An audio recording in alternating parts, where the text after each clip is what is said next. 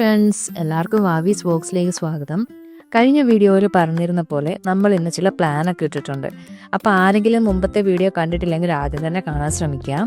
അങ്ങനെ രാവിലെ ഞങ്ങൾ KTDC ഹോട്ടലിൽ നിന്ന് ചെക്കൗട്ട് ചെയ്തിട്ട് നേരെ മാർത്താണ്ഡത്തേക്ക് വെച്ച് പിടിച്ചു. അവിടെ എന്താണെന്നല്ലേ, ഇന്നത്തെ ദിവസം നമ്മുടെ ഒരു ബെസ്റ്റ് ബഡീൻ്റെ എൻഗേജ്മെൻ്റ് ആണ്. സോ നേരെ അങ്ങോട്ട് പോകണം.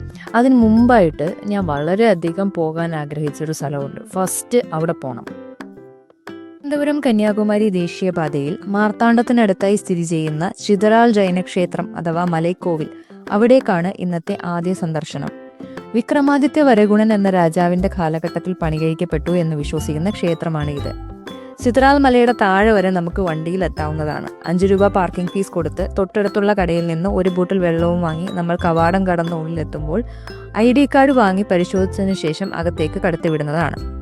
രാവിലെ 8:30 മുതൽ 5 മണി വരെയാണ് പ്രവേശന ഫീസ് അങ്ങനെ ഒന്നും തന്നെ ഇവിടെ ഇല്ല. ശുചിമുറിയും പാർക്കിംഗ് ഏരിയയും ഒക്കെ തൊട്ടടുത്ത് തന്നെയുണ്ട്. ഏകദേശം 1.5 കിലോമീറ്റർ കരിങ്കൽ പാകിയ പാതയിലൂടെ നടന്നു വേണം നമ്മൾ കുന്നിന്റെ മുകളിലെത്താൻ. ഇരുവശങ്ങളിലും പലതരത്തിലുള്ള ചെടികളും മരങ്ങളും വിശ്രമിക്കുവാനുള്ള ഇരിപ്പിടങ്ങളും കാണാവുന്നതാണ്. അങ്ങനെ നടന്ന് ഏകദേശം കുന്നിന്റെ മുകളിൽ എത്തിയിരിക്കുകയാണ്. ഇവിടെ നിന്ന് നോക്കുമ്പോൾ തന്നെ താഴെ ദൂരെയായിട്ട് ചെറിയ പട്ടണങ്ങളും ആരാധനാലയങ്ങളും ഉയർന്ന ഗോപുരങ്ങളും ഒക്കെ കാണാം.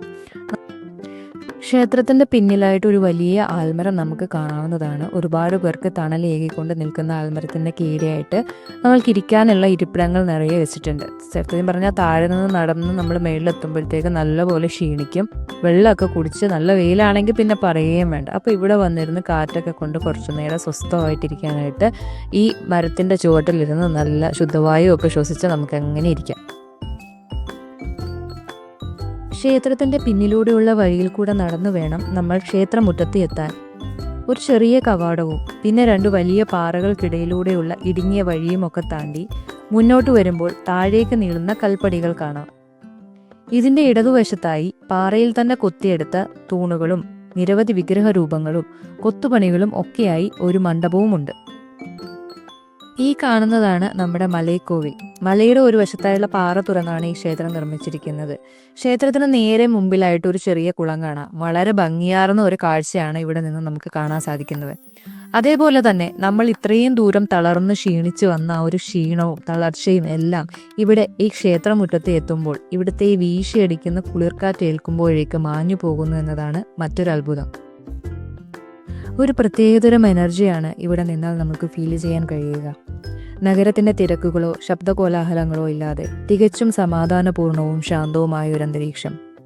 ഒരു ക്ഷേത്രം എന്നതിലുപരി ഒരുപാട് ചരിത്രം ഉറങ്ങിക്കിടക്കുന്ന ഈ മണ്ണിൽ നൂറ്റാണ്ടുകളുടെ കഥകളും അനവധി ജനതയും കടന്നുപോയ ഈ മണ്ണിലാണല്ലോ ഞാൻ കാലുറപ്പിച്ച് നിൽക്കുന്നതെന്ന അത്ഭുതവും സന്തോഷവും അപ്പോൾ ഉള്ളിന്റെ ഉള്ളിലുണ്ടായിരുന്നു. ഓരോ നിമിഷം കഴിയും തോറും ഞാനും എൻ്റെ മനസ്സും ഈ കാഴ്ചയിലേക്ക് കൂടുതൽ ആഴ്ന്നു പോവുകയാണോ എന്ന് തോന്നിപ്പോകുന്നു. കുറച്ചധികം നേരം ചിലവഴിക്കണമെന്ന ആഗ്രഹമുണ്ടായിരുന്നുവെങ്കിലും കൃത്യസമയത്ത് ചടങ്ങിനെത്തണമല്ലോ എന്ന ഉൾവിളി ഉണ്ടായപ്പോൾ തന്നെ മനസ്സില്ലാ മനസ്സോടെ ചിതാറലിനോട് വിട പറഞ്ഞ് ഞങ്ങൾ വീണ്ടും യാത്ര തുടർന്നു. അടുത്ത യാത്ര നേരെ ഹോളി ട്രിനിറ്റി ചർച്ചിലേക്കായിരുന്നു.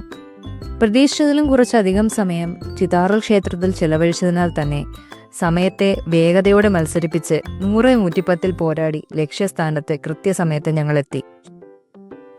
പതിവ് പോലെ പണ്ടുതൊട്ടേ ബാക്ക് ബെഞ്ചറായ എൻ്റെ പങ്കാളി ഈ ശീലം എവിടെ പോയാലും ഞാൻ മാറ്റില്ല മറക്കില്ല എന്നുറക്കെ പ്രഖ്യാപിച്ച് പിൻനിരയിലെ ഒരു സീറ്റ് കണ്ടുപിടിച്ച് കമന്റുകൾ പാസാക്കിയും തമാശ കാട്ടിയും മുഹൂർത്തത്തിനായി കാത്തിരുന്നു.